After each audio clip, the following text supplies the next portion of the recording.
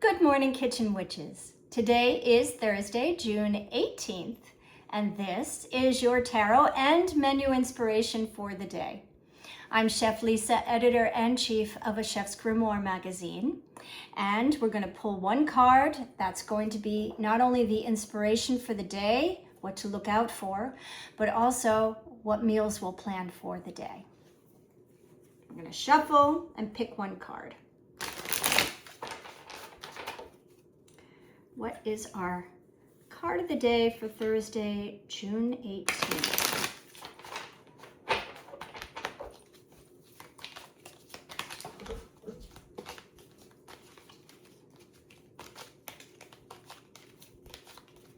All right.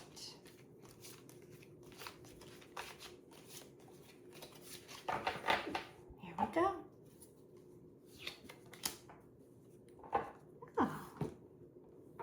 I'm telling you, it's always like Christmas when you pull a card. This is the Ace of Wands. Ace of Wands, yay!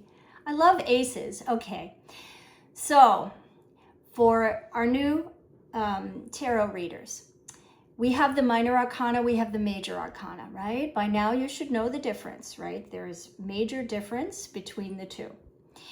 The majors rule the minors.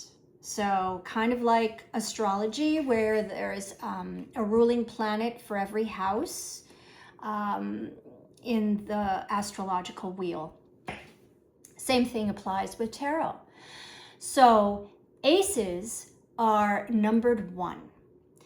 And who is number 1 in our major arcana? But the magician. So the magician rules all the aces. And it's very fitting, right? Because all of the aces are depicted as the element being brought to our attention by a disembodied hand. So it's a gift from the universe, yes. And what is more magical than that? So the magician energy is in every ace card. So going back to what the element of the wands are, it's fire, passion. It's our manifestations coming into the forefront of our mind, where we have the drive to go towards that thing, right? Blinders on, go for it. That's really not Nike, but it's actually the Ace of Wands. And whenever you get aces, it's always going to be a yes, a resound yes. And what is it a yes to? Well, obviously your question, but it's going to say yes towards, especially wands, yes towards bringing fire into that thing, or bringing your passion and blinders and focus into that thing. So that's where we are with this card. Now bringing it into our day, the Ace of Wands would be planting that seed, right? Or knowing that that seed has been planted, and now you're just gonna watch it grow. So how do we do that? Well, metaphorically, it's a seed, right, that you've planted. So it's a thought, it's an idea. And now you're going to maybe lay out the plan, lay out the structure of the next steps that you're going to take to make that seed start to sprout life. And you're not going to do it alone, because the universe is on your side. So you're going to look for clues from the universe, right? Maybe you're still on the fence about something, and you don't know, and then you're driving through town and you see a sign you've never seen before that says yes. You're going to be like, wow. Now, if that's not a sign to go for it, I don't know what is. So it's those kinds of things. Or if you're into angel numbers and you're thinking about that thing, and you see 555, right? That's freedom. And that would say to you, you have the freedom to bring what you want to do into fruition. So go for it. Yeah. So those kinds of things, right? That's what you're looking out for today. Now, how are we going to bring the Ace of Wands into the kitchen? I'm thinking you should think about what is your passion. And let's put that on a plate.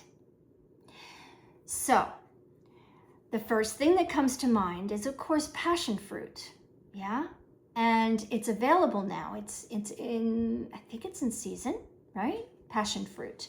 So, if not, you can certainly get it frozen in, I know the Goya section of your freezer aisle at your grocery store will have pouches. They're like 5x5 square. That's very thin, but it's fruit that's frozen. Fruit purees that are frozen, and one is passion fruit, and I know it's readily available. So buy that. Then you're going to turn that into a panna cotta. Panna cotta, you can take cream, and you need a little bit of gelatin, and you're going to add a little bit of the passion fruit, and you bring all that together, you mix it up, right? You're going to melt your gelatin so that you can pour it into the cream so that it's liquid going in, stir it around, and then you have to let it set in your fridge. And not only is it delicious, it's nutritious because the gelatin is good for our skin and our nails and our hair and all the things that, that the gelatin can just keep supple on our bodies. Very, very, very healthy. So you're going to serve that. We're going to bring the fire element into this. You're going to serve it with a little bit of Tabasco sauce, right? The panna cotta is now set. It's like a pudding. And you're going to serve that with a little Tabasco sauce for heat. And you're going to take more of that passion fruit and just blend it in your food processor with a little, if you want to, a little bit of simple syrup or just a little bit of water to get it moving. And that's called a coulis. Couils. Coulis. It's basically pureed fruit, or it could be a sauce, basically. And you could put it in a squeeze bottle and give it like a little drizzle over the top if you want to get fancy. But it's passion fruit, panna cotta with Tabasco, and passion fruit coulis. Kind of cool, right? You can serve that to your loved ones and see their faces go, what? Nice breakfast. Moving on to lunch, I'm thinking Chipotle grilled shrimp tacos. Everybody loves tacos. So you're going to traditionally have your taco shell if you like them in the ones that are not crisp and just a tortilla. Great. If you want to do the crisp ones, fantastic. But you're going to saute your shrimp in a little chipotle with adobo, which is going to bring out a little bit of a kick, right? Fire. And yeah, and then you can add anything you want to that. You can just serve that as is. Or, of course, on the side, you can have some guacamole, which will be a very cooling effect to the little bit of heat that's in the shrimp. And yeah, and then you can serve that with some salsa, a little sour cream, but chipotle shrimp tacos. Lovely, right? Nice. And it will certainly make you happy and put a little fire under your feet so you can walk further towards your goal. Finally, for dinner, I'm thinking we're going to stick with seafood because we're moving into summer and it's pretty abundant right now. I'm thinking lobster fra diavolo over pasta. Now, the next chapter of the magazine is highlighting the magician and the aces. And one thing I find the magician is very good at doing is alchemy in the kitchen. And in my mind, what is more alchemic than dough?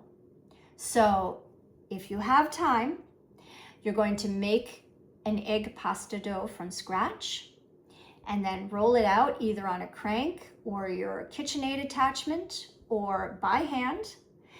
And then you're going to cut it into like a fettuccine, or pappardelle is great. You know, if you're doing it by hand and you're just cutting, you can't always get it exact. So you go for pappardelle, which is a little wider, and you don't have to be as, you know, perfect with your lines.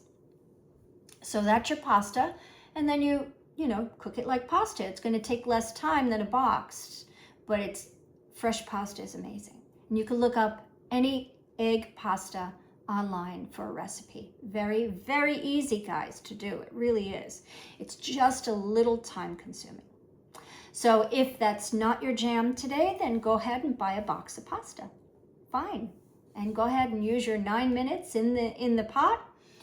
Drain it. You have al dente pasta that's delicious. Making the lobster fra diavolo, you're going to take lobster, and you can buy the tails and do it with tails. You can buy the whole lobster and do it at home, or have the supermarket steam them for you. And then you just need to, you know, break them up and get all the meat out.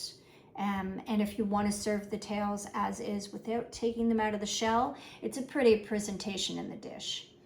But a fra diavolo is nothing more than a marinara sauce that has a little bit of heat in it.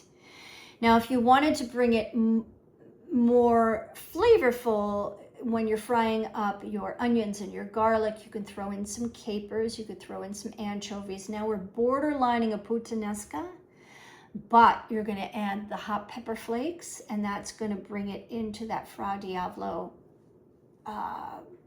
boat. You add your lobster, which probably is already steamed, so you're really just warming it up in the sauce.